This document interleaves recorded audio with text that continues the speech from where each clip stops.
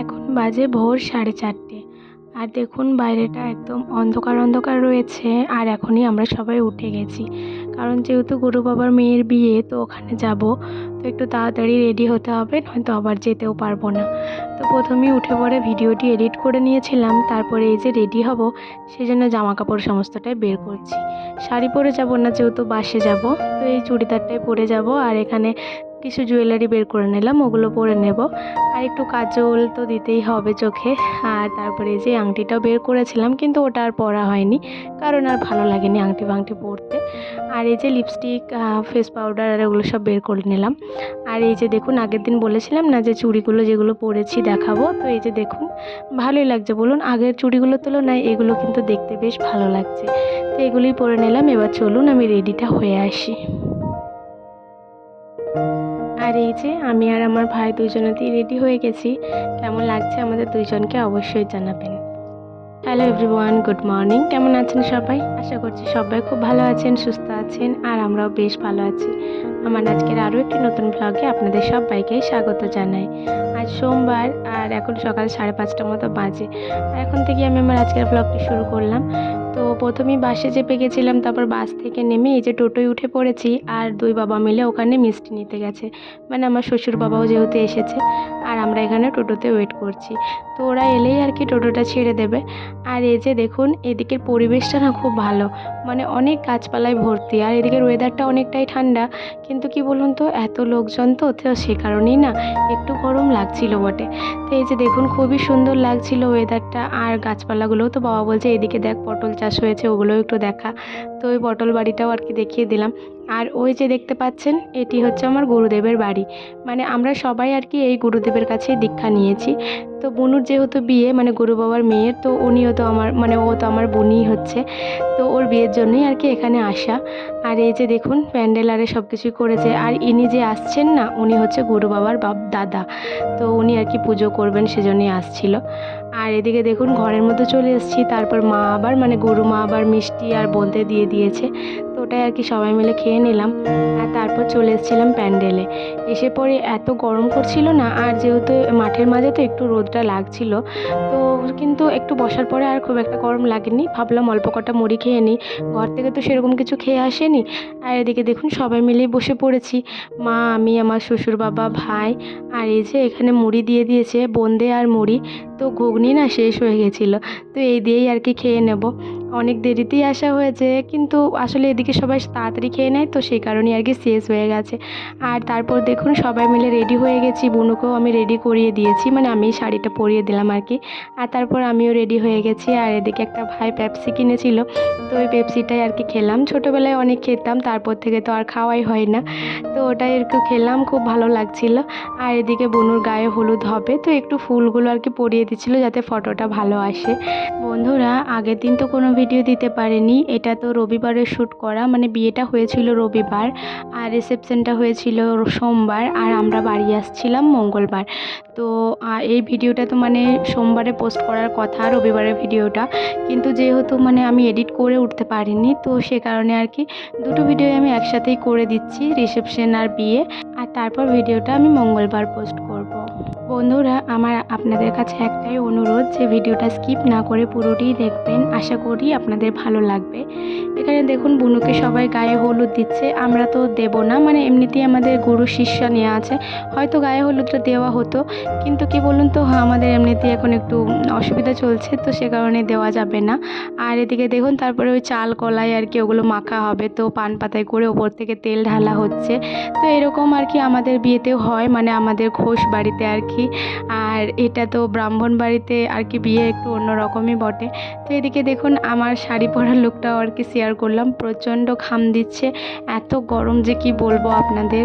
তো ঘামে পুরো একদম স্নান হয়ে গেছি, তার সত্ত্বেও কিন্তু আমি এখান থেকে যাইনি। ভাবলাম যে না, একটু হলেও একটু শেয়ার করি আর কি আপনাদের সাথে, যে এদের বিয়ে আর কি কী করে হয়। হয়তো অনেকজন আছেন ব্রাহ্মণ, তো তারা তো জেনেই থাকবেন, কিন্তু আমরা তো জানি না সেরকম। তো তারপর আবার কি হবে বলুন তো, এখানে হবে অধিবাস হবে, আর 6 পুরুষকে আর কি ওই খাবার দেওয়া হচ্ছে, মানে চাল আলু এসব দেওয়া হচ্ছে।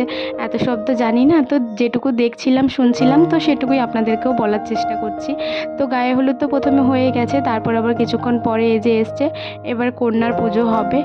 আর মানে অধিবাস বলছে এটাকে, যেরকম দুর্গা পুজোতে হয় আর কি, সেটাই হবে। তো মা আবার গুরুমা পেছনে বসবে আর কি।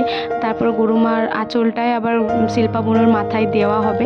মানে শিল্পা বুনুর ভালো নাম কিন্তু সাথী, কিন্তু ওকে সবাই আমরা শিল্পা বলেই ডাকি। তো এই যে দেখুন, এখানে গায়ে হলুদের পরে এই আদিবাসটাও সম্পূর্ণ হলো। আর তারপর আপনাদেরকে দেখায় যে কোথায় রান্না বান্না সব কিছু হচ্ছে। তো বাবার বাড়িতে 2 দিকে গেট আছে, পিছন দিকের যে দরজাটা রয়েছে ওই দিকেই যে এই সামনের জায়গাটা রয়েছে, এখানেই সমস্ত রান্না বান্না হচ্ছে। আর তারপর না আমরা চলে এসেছিলাম দুপুরবেলায় ভোজ খেতে আর কি, মানে দুপুরের খাবারটা খেতে। তো এইদিকে দেখুন মানে গ্রামের পাড়ার লোকগুলোই সবাই খাবার দাবার দিচ্ছিল। তো আমার ভাইও একটু হেল্প করছিল, মানে ভাইও মানে যে কুটুম বাটুম সমস্ত এসেছিলো ওরা সবাই মিলেই দিচ্ছিল। আর তারপরে এই যে আমরাও খেতে বসে পড়েছি। আমার কিন্তু খাওয়ার প্রতি একটু এনার্জি নেই, কারণ আমার প্রচণ্ড মানে বাসে এসে পরে প্রচণ্ড শরীরটা খারাপ লাগছিল। তার সত্ত্বেও অল্প কটা মুড়ি খেয়েছিলাম, কারণ খালি পেটে এসেছি, যেন শরীরটা আরোই খারাপ লাগছিল। আর তারপরে এই যে অল্প করে ভাতও খেয়ে নেব, কিন্তু ভাতটাও আমি সেরকমভাবে খেতে পারিনি। তো এই যে প্রথমে ভাত দিল, আর এটা মনে হয় কুমড়োর তরকারি, যেটা পুঁই শাক দিয়ে হয়েছিল, তো ভালোই লাগছিল খেতে। আমি খুব একটা খেতে পারি না, আপনারা তো ভালো করেই জানেন। আর তারপরে এই যে ডাল দিয়ে দিল। আমি এমনিতে ডাল খাই না, কিন্তু ভোজবাড়িতে ডাল হলে আমি কিন্তু খেয়ে থাকি আর কি। আর তারপর ওটা শুক্তো হয়েছিল। আর এদিকে দেখছেন চারাপোনা মাছ, এটা কিন্তু আমার বাবার যে পুকুরটা আছে গুরু বাবার, তো ওই পুকুরেরই মাছ। তো খুবই ভালো লাগলো, খুব মিষ্টি। তো ওই দিয়েই রান্না হয়েছিল আর কি, পুকুরের মাছগুলো ধরেই রান্না বান্না হয়েছিল। আর তারপর চাটনি দিয়ে দিল। আর এখানে আমি ভাইকেও খাইয়ে দিচ্ছিলাম যে কটা ভাত বেড়েছিল আর কি। আর এদিকে দেখুন, এখানে হাত ধুতে এসেছি, তো আমি হোঁচট খেয়ে পড়েই যাচ্ছিলাম। তো এখানে হাতটা ধোয়ার ব্যবস্থা করেছে। আর তারপর যখন ঘরকে আবার যাচ্ছিলাম, দেখছি সবাই এই বাসতলাতে বেশ বসে রয়েছে, এখানে হাওয়াটা বেশ দিচ্ছে। আমরা কিন্তু ওপরে চলে গেছিলাম, ওপরে আমরা বেশ কিছুক্ষণ বসেছিলাম। আর এই মুহূর্তে না পুরো বিকাল হয়ে গেছে, তো তখন আর কি শাড়িটা চেঞ্জ তো করেই নিয়েছিলাম। তো তারপর এলাম, আমরাও একটু এই গাছের তলায় বসেছিলাম, খুব সুন্দর হাওয়া দিচ্ছিল, আর দেখতেও খুবই ভালো লাগছিল প্রকৃতিটা। আর তারপর এই যে দেখুন, সন্ধ্যাবেলায় সবাই চলে এসেছে। দুপুরবেলায় তো শিল্পা বুনুকে শাড়ি পরিয়ে দিয়েছিলাম, তো সে কারণে এই যে দেখুন সবাই দিয়ে শাড়ি নিয়ে বসে আছে, বলছে তুমি এবার পরিয়ে দাও। তো এই যে আমি এত বড় ভুলটা করে দিয়েছি, এটার জন্য আমাকে খুবই পস্তাতে হয়েছে। মা আমাকে বারবার করে বলেছে যে তুই পরাস না কাউকে শাড়ি। তো একজনকে পরিয়ে দিয়েছি, এবারে কাকে আমি না বলবো কাকে হ্যাঁ বলবো আমি বুঝতে পারছি না। তো এদের শাড়ি পরাতে পরাতে মানে সন্ধ্যা 6টার থেকে আমি শাড়ি পরাতে লেগেছি, একদম প্রায় 9টা অবধি আমি এদেরকেই পরিয়েছি। মানে আমার এতটাই শরীরটা খারাপ লাগছিল, কি বলবো আপনাদের। আমি এমনিতেই খুব একটা বসে দাঁড়িয়ে থাকতে পারি না, কিন্তু তার সত্ত্বেও আর কি বলবো, কাকে না বলবো, যাকেই না বলছি তারই রাগ হয়ে যাচ্ছে, সেই আবার উল্টোপাল্টা কথা বলছে। হ্যাঁ হ্যাঁ, নিজেই পরে নেবো, যেমন পারি পরবো। মানে এগুলো শুনতেও খারাপ লাগছে। তো কি করব, অনেক কষ্ট করেই পরিয়ে দিলাম। কিন্তু সত্যি বলছি, এত সব করে না আমার এতটাই খারাপ লাগছিল, আমার আর একদমই বিয়েবাড়িতে যেতে ইচ্ছা করছিল না সেজেগুজে। তো আমি তো কোনো রকমে সাজগোজ করেছিলাম, আর তারপর নিচেকে গিয়েছিলাম। কিন্তু বিয়েবাড়িতে এরকম অভিজ্ঞতা আমার খুবই মানে প্রথমবার হলো, আর খুবই খারাপ অভিজ্ঞতা এটা আমার। তো এই যে দেখুন, আমি ওই সিম্পলভাবেই পরে নিয়েছি শাড়িটা, আর একটু ফাঁকা ফাঁকা লাগছিল বলে আঁচলটা আর কি হাতের মধ্যেই বেঁধে নিয়েছি। আর তারপর আমরা গিয়েছিলাম কফি খেতে।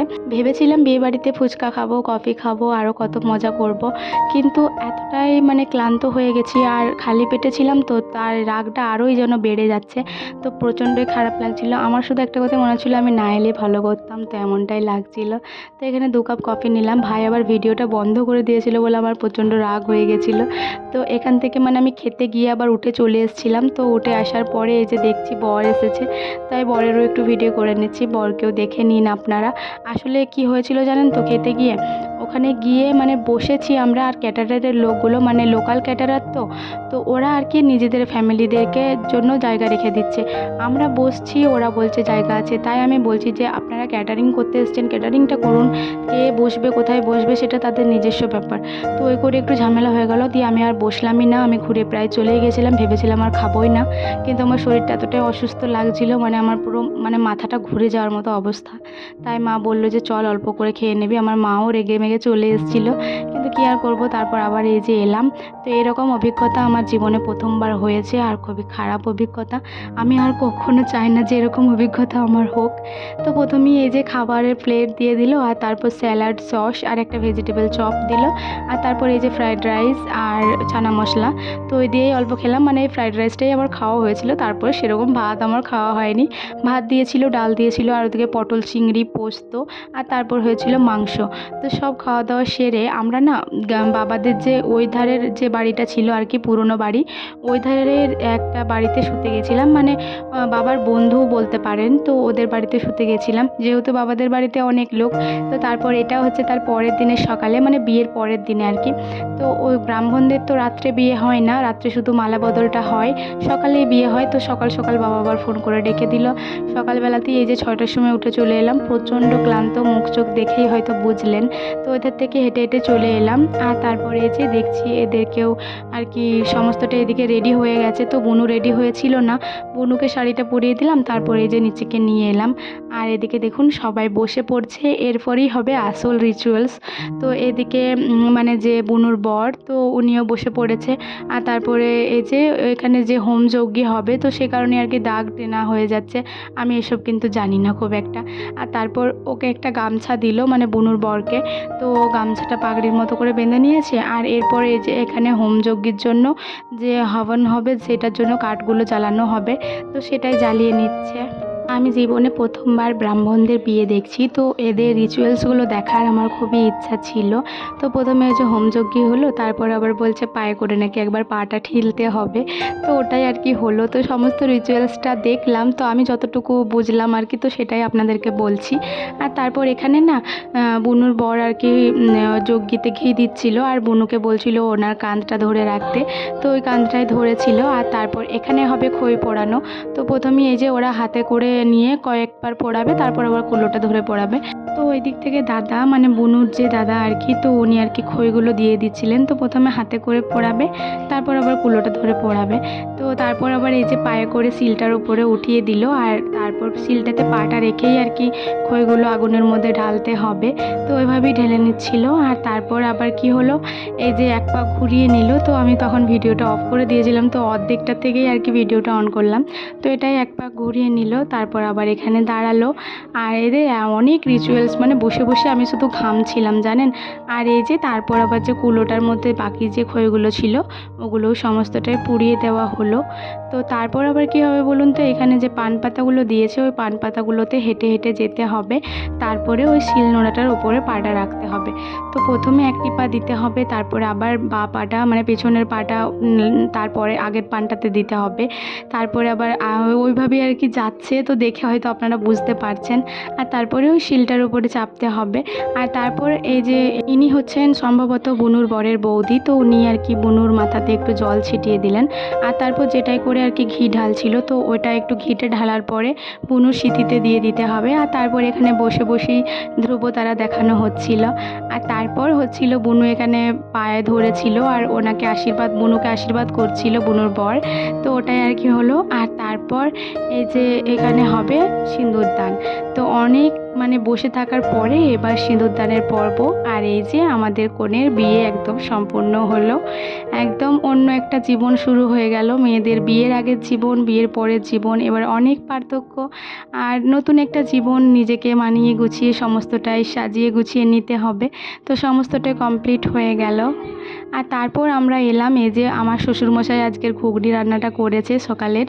তো ওই ঘুগনিটাই বাবা বললো একটু টেস্ট করে নাও। তো সেটাই আমি টেস্ট করছিলাম, নুন ঝাল সমস্তটাই হয়েছে কিনা। দেখলাম সমস্তটাই হয়েছে, তারপর আরও একটু নিয়ে নিলাম খাবো বলে।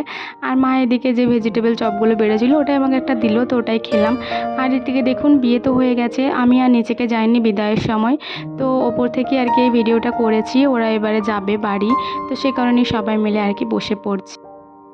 এখন বাজে রাত্রি 9টা, আর আমরা সবাই মিলে এই যে বরের বাড়ি চলে এসেছি, মানে রিসেপশন পার্টির জন্য। তো আজকের সাজটা আমার বেশ ভালো লেগেছে, বুনুকে আজকে খুব সুন্দর সাজিয়েছিল। বিয়ের দিনে আমার মাথাটা এতটাই গরম হয়ে গেছিলো, তো সেই সাজটা আপনাদের সাথে শেয়ার করতে পারিনি। আর আজকে আমাকেও কেমন লাগছিল অবশ্যই জানাবেন।